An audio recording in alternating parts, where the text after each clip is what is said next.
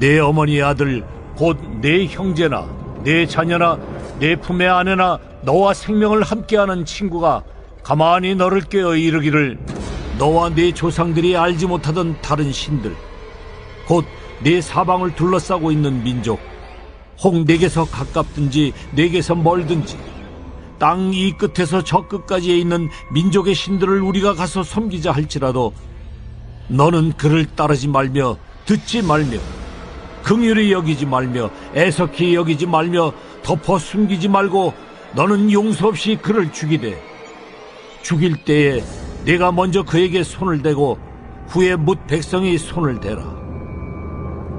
그는 애굽 땅 종되었던 집에서 너를 인도하여 내신 네 하나님 여호와에게서 너를 꾀어 떠나게 하려 한 자이니 너는 돌로 쳐 죽이라.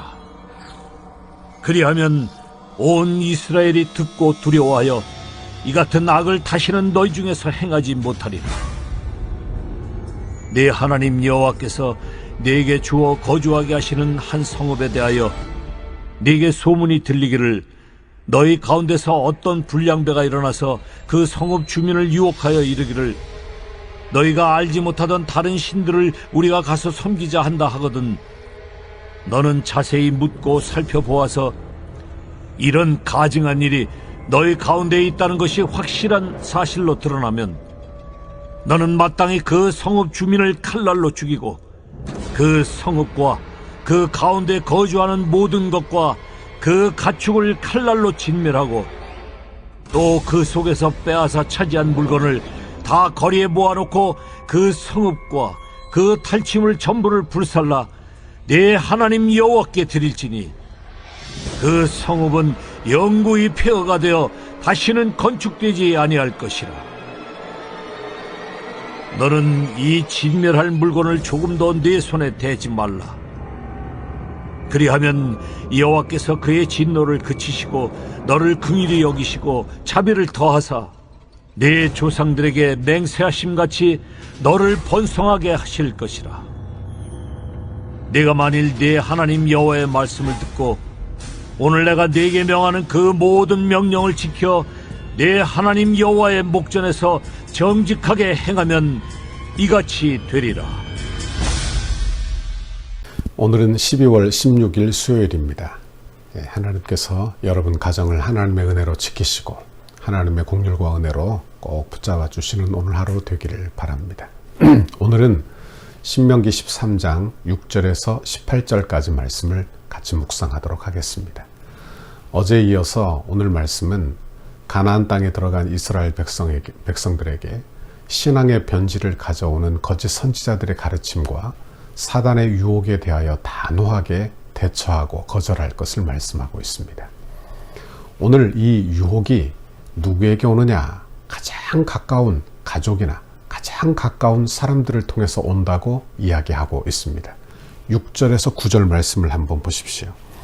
내 어머니의 아들 곧 내 형제나 내 자녀나 내 품의 아내나 너와 생명을 함께하는 친구가 가만히 너를 꾀어 이르기를 너와 내 조상들이 알지 못하던 다른 신들 곧 내 사방을 둘러싸고 있는 민족 혹 내게서 가깝든지 내게서 멀든지 땅이 끝에서 저 끝까지에 있는 민족의 신들을 우리가 가서 섬기자 할지라도 너희는 그들을 따르지 말며 듣지 말며 긍휼히 여기지 말며 애석히 여기지 말며 덮어 숨기지 말고 너는 용서 없이 그를 죽이되 죽일 때에 내가 먼저 그에게 손을 대고 후에 뭇 백성이 손을 대라 그랬습니다. 여기 사단 마귀가 어떻게 역사하는지를 우리에게 통로로 어떻게 역사하는지를 우리에게 가르쳐주고 있죠. 여기 보니까 가장 가까운 내 형제 그리고 내 자녀 내 품의 아내 그리고 생명을 함께하는 친구를 이용해서 성도들을 유혹한다고 그렇게 성경이 이야기하고 있는 것입니다. 성경은 이런 예로 가득하고 있어요. 아담을 보십시오. 아담을 미혹해 한 사람은 다름 아닌 아내 하와였습니다. 삼손도 드릴라를 통해서 유혹을 받았고 헤롯도 헤로디아의 유혹을 통해서 범죄를 했고 솔로몬도 다른 데서 문제가 없었지만 이방 여인을 아내로 맞음으로 말미암아 우상을 섬기게 된 것을 보게 되는 것입니다. 가장 가까운 사람이 하는 말 이것을 우리가 이겨내기가 어렵다는 말씀이에요. 그런데 이들이 어떻게 들어오느냐? 6절에 보니까 가만히 너희를 꿰어 이렇게 말씀하고 있어요. 여기 접근하는 방법들을 한번 보십시오. 여기 가만히라고 성경이 기록하고 있는 것입니다. 그러니까 이단의 가르침을 받은 가까운 사람이 한번 와보라. 그리고 혹은 가만히 미혹하는 것을 보게 된다 하는 것입니다. 여러분, 그러나 기억하십시오. 아무리 가까운 친족이나 내 형제나 내 자녀나 내 아내라 할지라도 그 말을 듣지도 말고 따르지도 말라. 그리고 또한 긍휼히 여기지도 말고 애석히 여기지도 말라. 숨기지도 말라. 이것이 오늘 본문의 내용이 되는 것입니다. 기독교 신앙은 본질적으로 가족 관계, 형제 관계, 부모와의 관계, 이걸 다 회복합니다. 그러므로 예수 잘 믿으면 예수 잘 믿는 자녀가 부모를 공경하게 되어 있고요. 예수 잘 믿는 형제가 다른 형제를 사랑하게 되고 이웃 사랑하는 것이 바로 하나님의 말씀 명령이 되는 것입니다. 그러나 보십시오. 우리의 이런 인간관계, 하나님의 축복이 흘러야 할 이런 인간관계, 이런 인간관계를 통하여 복음의 진리가 흘러와야 되는데 반대로 이단, 거짓된 사상도 흘러간다는 그런 경고를 우리에게 해주고 있는 것입니다. 여러분, 그럴 때 우리가 무엇을 택해야 할 것인가?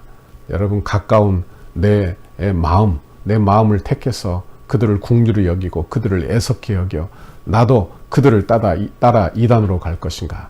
이걸 우리가 잘 선택해야 한다. 그런 말씀입니다. 여러분, 자식을 긍휼히 여기는 부모의 당연한 일입니다. 형제를 애석하게 여기는 것 당연한 일입니다. 그러나 진리 문제에 있어서는 단호해야 한다. 이렇게 성경이 우리에게 말씀해주고 있는 것입니다.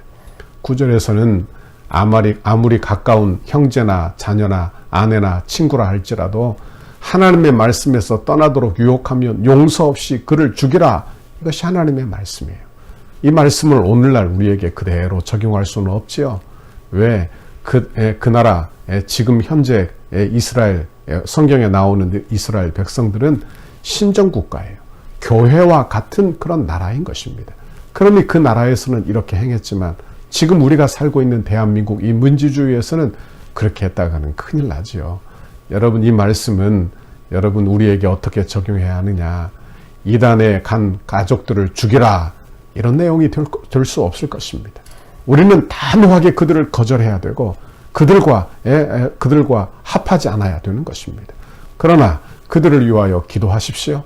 또한 그들이 회개하고 돌아오면 검증하고 받아들이는 것이 바로 성도, 교회가 해야 될 일인 것을 우리에게 가르쳐주고 있는 것입니다.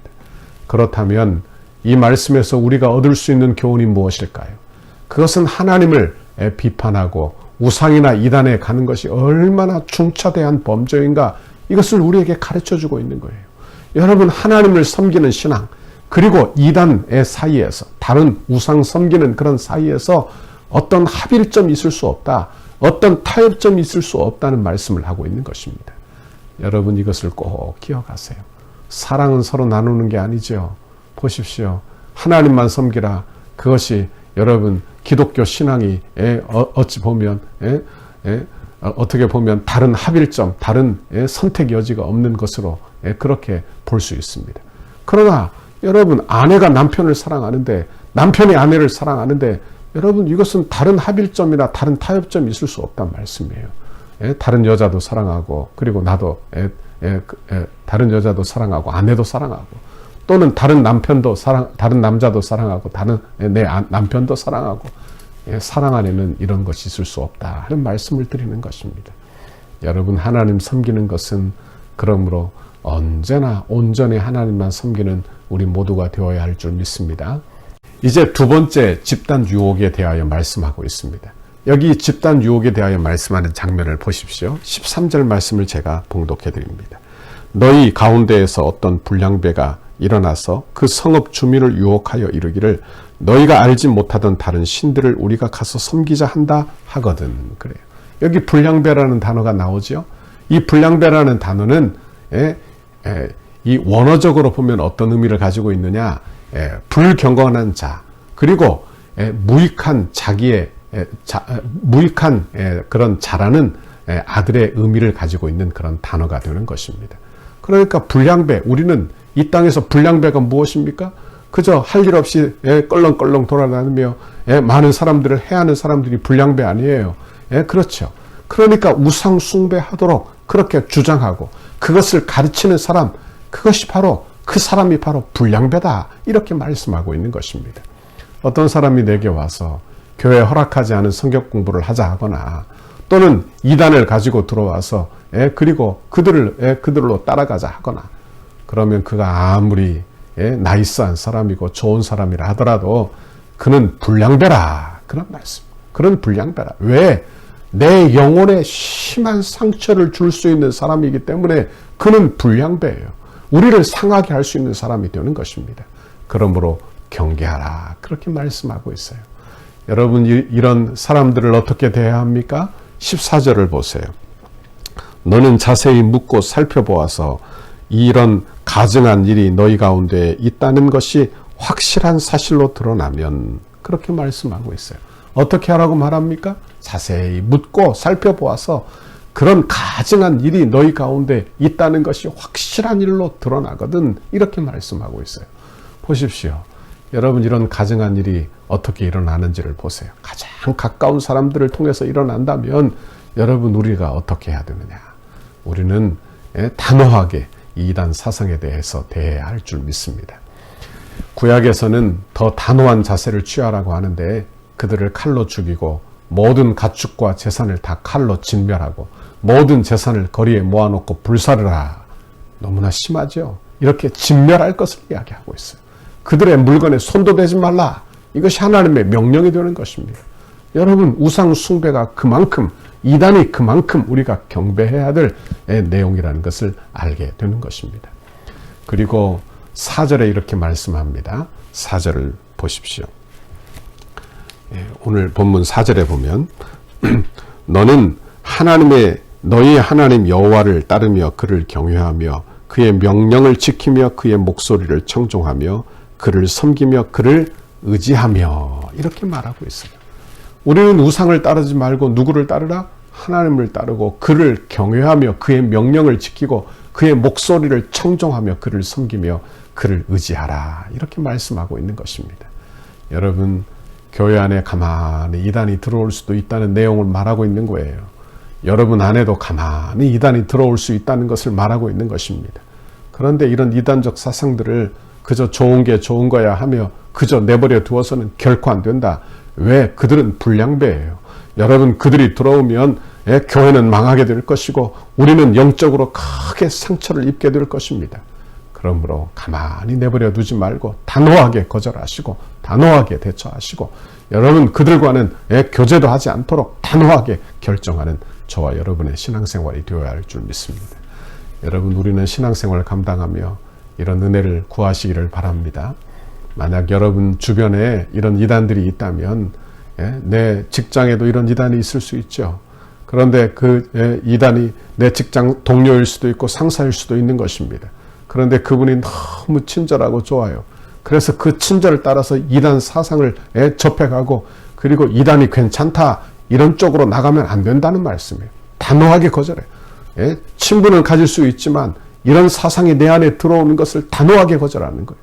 여러분, 단호하게 거절하는 방법은 여러분 교제를 단절하는 것입니다. 단절해야 되는 거예요.